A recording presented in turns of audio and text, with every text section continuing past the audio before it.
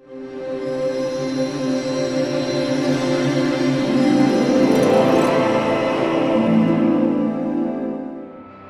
banka bola lídrom v komunikácii privátneho sektora v Evre a povedala som si, že bolo by dobre, keby sme euro priniesli priamo k rómskym ženám, ktoré sú v rómskych rodinách držiteľkami financií.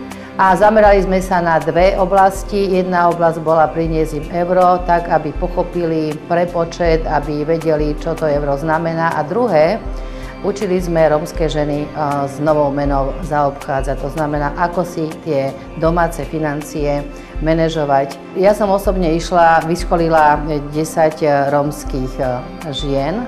Boli to vysokoškolsky vzdelané lektorky, ktoré priniesli euro do 43 miest na Slovensku, v Prešovskom, Banskobystrickom a Košickom kraji.